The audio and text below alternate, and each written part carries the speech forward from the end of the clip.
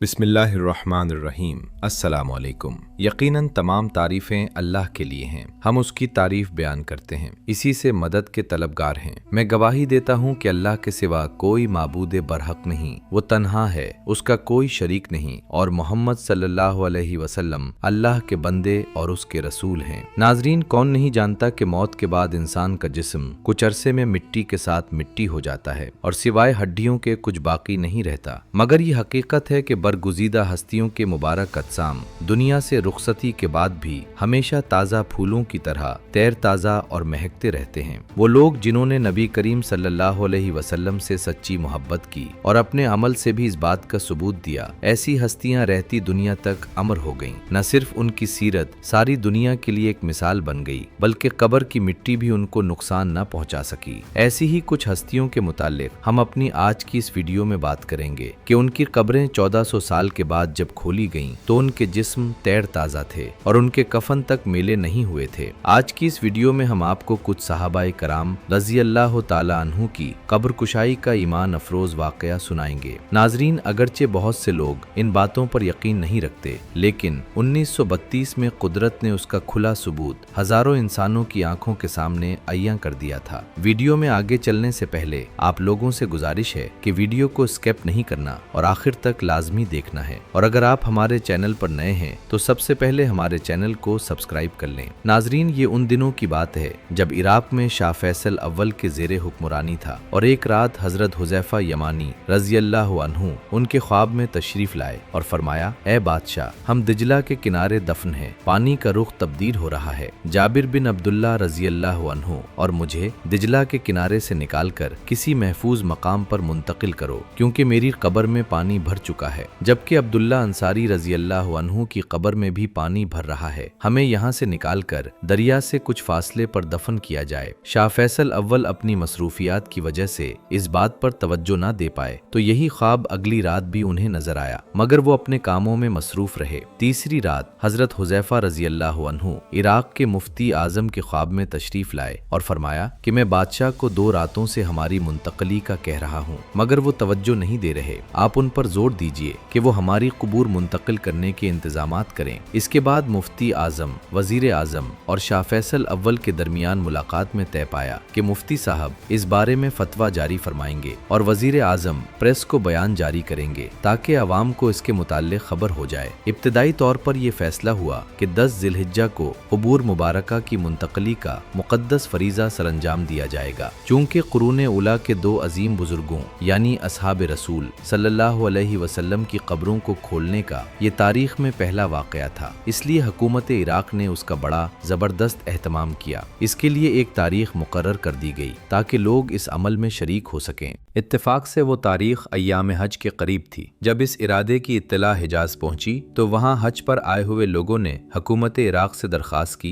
कि इस तारीख को कुछ मुअख्खर कर दिया जाए ताकि हज से फारिग होकर जो लोग इराक आना चाहें वो आ सकें। चुनाचे हुकूमत इराक ने हज के बाद की एक तारीख मुकर्रर कर दी। फिर वो दिन भी आन पहुंचा कि बगदाद शहर की गलियां लोगों से भर गईं और दूर नजदीक से आने वाले मुंतजिर थे कि कब ये मुबारक फरीजा सरंजाम दिया जाए। बाद अज़ नमाज ज़ोहर हजारों लोगों की मौजूदगी में दोनों सहाबाए कराम रिजवानुल्लाह अलैहिम अजमाइन की कुबूर मुबारका को खोला गया तो वाकई उनमें पानी भर चुका था, लेकिन हर देखने वाले ने देखा कि इन मुकद्दस हस्तियों के मुबारक जिस्म ऐसे तरोताज़ा थे जैसे अभी चंद लम्हे पहले सोए हों और फजा निहायत खुशकुन खुशबू से मुअत्तर थी। इस मौके पर हर आंख फरते जज्बात से अश्कबार थी और देखने वाले हैरत से दम बखुद थे। मुकर्ररा तारीख पर न सिर्फ अंदरून इराक बल्कि दूसरे मुल्कों से भी खिलकत का इस कदर इज़्दिहाम हो गया कि हुकूमत ने सबको ये अमल दिखाने के लिए बड़ी बड़ी स्क्रीनें दूर दूर तक लगा दी ताकि जो लोग बराह रास्त कब्रों के पास ये अमल न देख सकें वो इन स्क्रीनों पर इसका अक्स देख लें। इस तरह ये मुबारक कब्रें खोली गईं और हजारहा अफराद के समंदर ने ये हैरत अंगेज मंजर अपनी आंखों से देखा कि तकरीबन 13 सदियां गुजरने के बावजूद दोनों बुजुर्गों के अजसाम मुबारका सही सालिम और तरताज़ा थे। इन्हीं देखने वालों में एक जर्मन फिजियोलॉजिस्ट भी था जिसके सामने ये मंजर था कि 1300 साल से भी जायद अरसा क़िब्ल दफनाए गए मुबारक जिस्म जिंदा इंसानों से भी ज्यादा तरताज़ा नजर आ रहे थे। उसने अजसाम मुबारका को देखकर बताया कि उनमें अभी तक वो चमक भी मौजूद है जो किसी मुर्दे की आंखों में इंतकाल के कुछ देर बाद मौजूद नहीं रह सकती। चुनाचे वो शख्स ये मंजर देखकर मुसलमान हो गया। उसने बेख्तियार मुफ्ती आजम के हाथ थाम लिए और दरखास्त की कि उन्हें मुसलमान किया जाए। इस मौके पर बेशुमार ईसाई और यहूदी भी मुसलमान हुए और कबूल इस्लाम का ये सिलसिला कई साल तक शद्दुमत से जारी रहा। नाजरीन, इन हजरात की वफात को 1400 साल का अरसा गुजर चुका था। इन दोनों सहाबा के जिस्म के साथ साथ कफन भी सलामत थे। कब्र की खुदाई के दौरान लाखों लोगों ने देखा कि उनके जिस्म वैसे के वैसे तरताज़ा पड़े हैं। ये कुदरत का ऐसा करिश्मा था जो पूरे मदाइन के लोगों ने देखा। इराक़ी हुकूमत ने 21 तोपों की सलामी दी। ये मकाम बगदाद शहर से तकरीबन 30 किलोमीटर के फासले पर वाक़ है। ये अल्लाह तबारक व तआला का मोजिज़ा था। हज़रत सलमान फ़ारसी रज़ियल्लाहु अन्हु के मुतल्लिक़ लिखा है कि 1931 में उनकी कब्र को मदाइन की पुरानी जगह से दूसरी जगह मुंतकिल किया गया था। हज़रत सलमान फ़ारसी के साथ 2 सहाबी और भी थे जिनमें जाबिर बिन अब्दुल्ला और हुज़ैफ़ा बिन यमान शामिल हैं। अजसाम मुबारका को मुंतकिल करने के लिए पहले से मस्जिद हजरत सलमान फ़ारसी के करीब जगह तैयार कर ली गई थी। वहां तक ले जाने के लिए अजसाम मुबारका को जनाजे पर रखा गया। इसमें लंबे लंबे बांस बांधे गए और हजारहा अफराद को कंधा देने की सआदत नसीब हुई। इस तरह अब दोनों बुजुर्गों की कब्रें इसी मौजूदा जगह पर बनी हुई हैं। दिजला के किनारे से दोनों सहाबाए कराम रिजवानुल्लाह अलैहिम अजमईन की कबूर को हजरत सलमान फ़ारसी रज़ियल्लाहु अन्हु के मज़ार के करीब मुंतकिल कर दिया गया, जो उस वक्त बगदाद शहर से तकरीबन 30 मील के फासले पर वाक़े था। नाजरीन, यहाँ इन तीनों शख्सियात के मुताल्लिक़ बताते चलें। हजरत हुज़ैफ़ा के वालिद हसील बिन जाबिर यमानी का ताल्लुक बनु गतफ़ान के अबस खानदान से था। ये खानदान अपनी बहादुरी और जवानमर्दी के लिए मशहूर था। हसील बिन जाबिर के हाथों मक्के में एक शख्स का कत्ल हो गया। चुनाचे वो छुपकर मदीना आ गए और बनु अब्दुल अशहल कबीले में पनाह हासिल कर ली और इसी कबीले की एक खातून रुबाब बिनते काब से निकाह कर लिया, जिनके बतन से हजरत हुज़ैफ़ा पैदा हुए। हसील बिन जाबिर चूंकि यमनियों नस्ल थे, लिहाजा अहले मदीना ने उनका नाम यमान रख दिया और फिर इसी नाम से मशहूर हो गए। जब रसूलुल्लाह सल्लल्लाहु अलैहि वसल्लम ने नबूवत का ऐलान फरमाया तो हजरत हुज़ैफ़ा अपने वालिद यमान के साथ मक्का आए और हुजूर सल्लल्लाहु अलैहि वसल्लम के दस्ते मुबारक पर इस्लाम कबूल किया। आपके वालिद कुरैश के मुहाजिर थे, लेकिन हजरत हुज़ैफ़ा ने मदीना में आँख खोली। चुनाचे उन्होंने हुजूर अकरम सल्लल्लाहु अलैहि वसल्लम से दरियाफ्त किया, या रसूल अल्लाह, मैं अपने आप को मुहाजिर कहलवाऊं या अंसार? हुजूर अकरम सल्लल्लाहु अलैहि वसल्लम ने फरमाया, ए अबू हुज़ैफ़ा, तुम्हें इख्तियार है, चाहे मुहाजिर कहलाओ या अंसार। आपने अर्ज किया, या रसूल अल्लाह, मैं अंसार कहलाना पसंद करूंगा। आपका एक लक़ब साहिबे सर्रे रसूल सल्लल्लाहु अलैहि वसल्लम भी है, यानी पैगंबर इस्लाम के राजदार। इब्ने अब्दुल बर अल-इस्तियाब में इस लक़ब की वजह तस्मिया ये लिखते हैं कि रसूलुल्लाह सल्लल्लाहु अलैहि वसल्लम ने उन्हें मुनाफिकीन के नामों से आगाह कर दिया था। ये एक ऐसा राज था जो किसी और सहाबी के पास नहीं था और आप सल्लल्लाहु अलैहि वसल्लम ने हजरत हुज़ैफ़ा को ताकीद फरमाई थी कि इसे राज में रखना और मुनाफिकीन की हरकत व सकनात पर नजर रखना, ताकि वो मुसलमानों को अजियत पहुंचाने के किसी मंसूबे में कामयाब न हों। रसूल अकरम सल्लल्लाहु अलैहि वसल्लम हर सहाबी को इसकी सलाहियतों के मुताबिक काम सौंपा करते थे। हजरत हुज़ैफ़ा में 3 खुसूसियात थीं जो उन्हें दूसरों से मुमताज करती थीं। अव्वल ये कि वो बहुत ज़हीन और समझदार थे, मुश्किल से मुश्किल मसले का हल ढूंढ निकालते। दोवम, बहुत जल्द बात की तह तक पहुंच जाते और नतीजा अख्ज़ करने में देर ना करते। सोवम, ये कि राज को राज रखते थे। हजरत हुज़ैफ़ा ने मुनाफिकीन के नामों से मुताल्लिक़ राज को जिंदगी भर अपने सीने ही में रखा। सैयदुना उमर फारूक रज़ियल्लाहु अन्हु ने अपना मामूल बना लिया था कि अगर उन्हें किसी की मौत की खबर मिलती तो हजरत हुज़ैफ़ा से मालूम करते कि क्या वो जनाजे में शरीक हैं। अगर वो शरीक होते तो हजरत उमर भी नमाज जनाजा पढ़ते, वरना नहीं।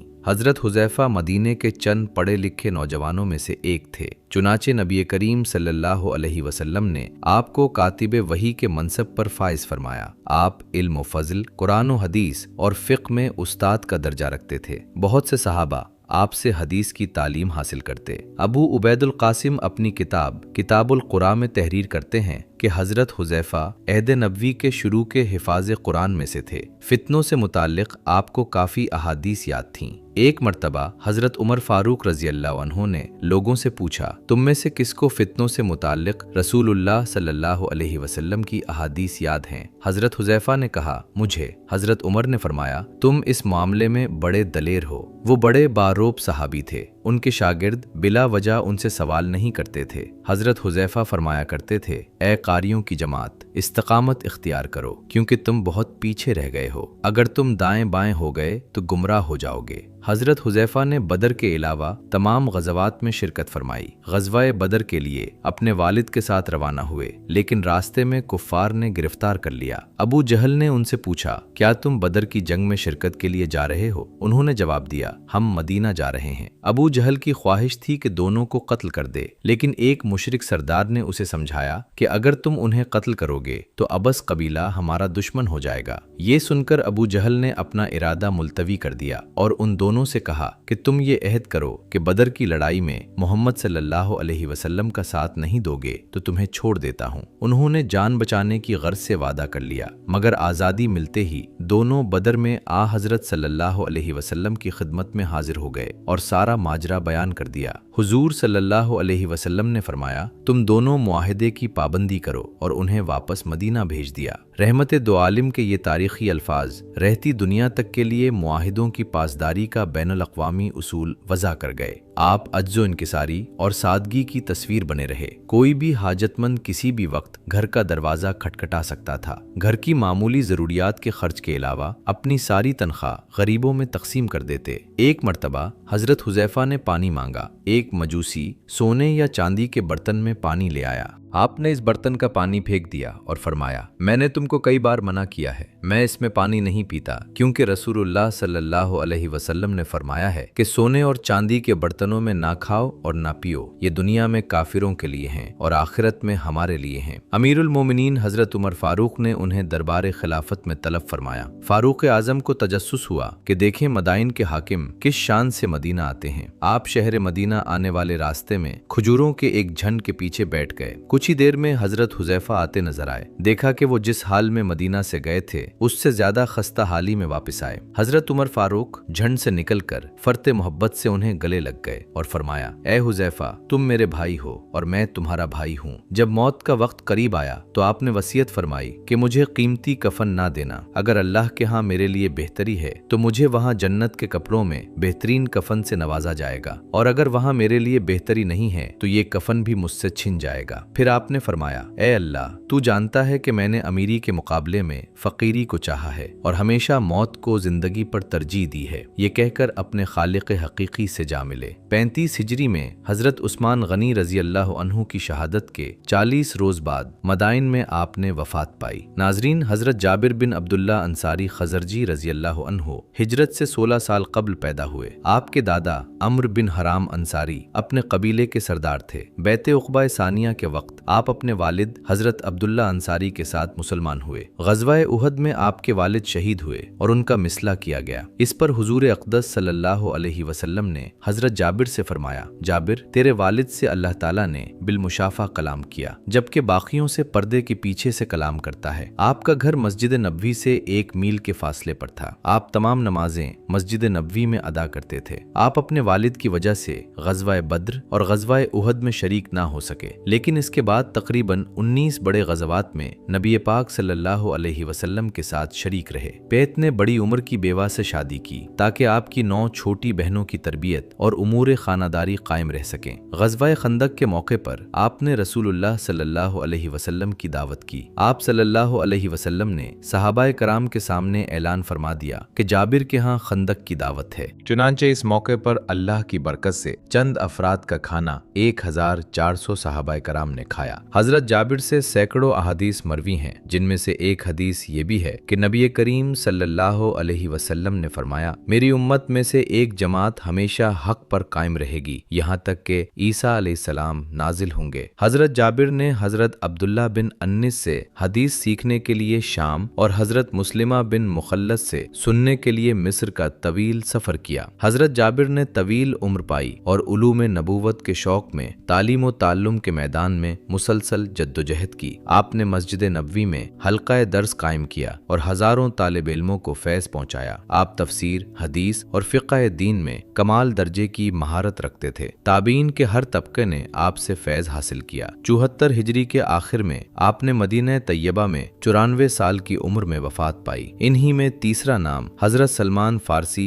रजी अल्लाह अन्हो का है। सलमान फारसी की ये अजमत व शान थी कि उनके मुताल्लिक हुजूर अकरम सल्लल्लाहु अलैहि वसल्लम ने फरमाया, सलमान मेरे अहले बैत में से हैं। आपका ताल्लुक मजूसी खानदान से था और आपके वालिद आतिश परस्त थे। आपने हक के हुसूल के लिए तवील जद्दोजहद की, जिसका तस्करा हम अपनी पहले की वीडियो में कर चुके हैं। मुख्तसरन, जब आप दरगाह मुस्तफ़ा सल्लल्लाहु अलैहि वसल्लम से वाबस्ता हुए तो फिर इस दर को कभी न छोड़ा और अल्लाह पाक ने आपको तकवा के आला मुकाम पर फाइज किया। नाजरीन, इन्हीं हस्तियों में एक नाम हजरत हिजर बिन अदी का भी है। कहा जाता है कि जब शाम की एक बागी जमात ने सहाबे रसूल हिजर बिन अदी के मजार पर हमला किया और उनकी कब्र को खोद कर देखा तो वो ये देखकर हैरान रह गए कि उनका जिस्म ऐसे सही सालिम था जैसे अभी दफनाया गया हो और उनके जिस्म पर खून भी ताजा था। ये वीडियो आज भी यूट्यूब पर मौजूद है। इस वीडियो के नीचे अगर आप कमेंट्स पढ़ें तो आपको अंदाजा होगा कि लोग किस कदर इस पर यकीन रखते हैं। कोई कह रहा है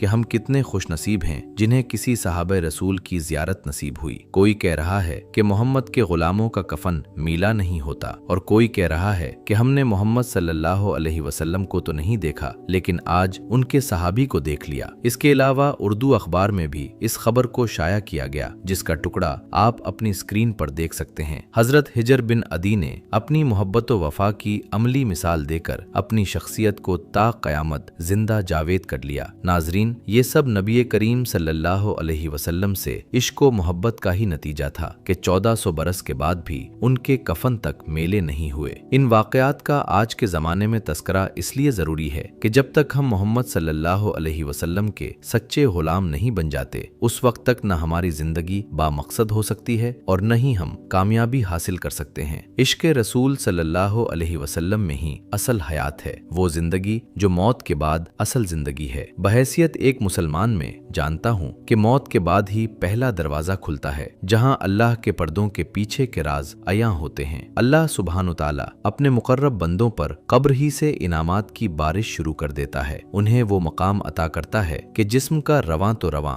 कफन का धागा तक मेला नहीं होता। वो बंदा कब्र में इस तरह सोता है जैसे किसी हुसीन वादी में गहरी नींद सो रहा हो। हकीकत तो ये है कि आम इंसानों को इन राजों से महरूम रखा गया है। कहते हैं कि मोहब्बत रसूल सल्लल्लाहु अलैहि वसल्लम ईमान का हिस्सा है और रसूल करीम सल्लल्लाहु अलैहि वसल्लम से वालहाना मोहब्बत ही ईमान कामिल है। कुरान करीम में इरशाद बारी ताला है कि नबी सल्लल्लाहु अलैहि वसल्लम से मोहब्बत करो अपनी जानों, अपनी औलाद और अपने वालिदैन से भी ज्यादा। हदीस मुबारका है, तुम में से कोई उस वक्त तक मोमिन नहीं हो सकता जब तक मैं उसे उसके वालिद, औलाद और तमाम लोगों से ज्यादा महबूब न हो जाऊं। बेशक नबी रहमत सल्लल्लाहु अलैहि वसल्लम से मोहब्बत ही कामिल ईमान की निशानी है। ये हकीकत है कि दुनिया में हमेशा सच्चाई को झुटलाने की कोशिश की गई है लेकिन आज तक कोई भी इंसान नबी सल्लल्लाहु अलैहि वसल्लम के फरामीन को झूठा साबित नहीं कर सका और ना कयामत तक कर सकेगा। यही वजह है कि गुस्ताख हमेशा अंजाम को पहुंचते हैं। ये हकीकत है कि मोहम्मद सल्लल्लाहु अलैहि वसल्लम के गुलामों का कफन मेला नहीं होता। नाजरीन, हम मुसलमान होकर भी मुसलमान नहीं रहे। हमें अपने आमाल पर गौर करना होगा। अगर हम इसी तरह गुमराही, मुनाफिकत, धोखा, जुल्म और दुनिया परस्ती में लगे रहें तो ना हम इंसान बन सकेंगे और ना ही उम्मत मोहम्मदी सल्लल्लाहु अलैहि वसल्लम।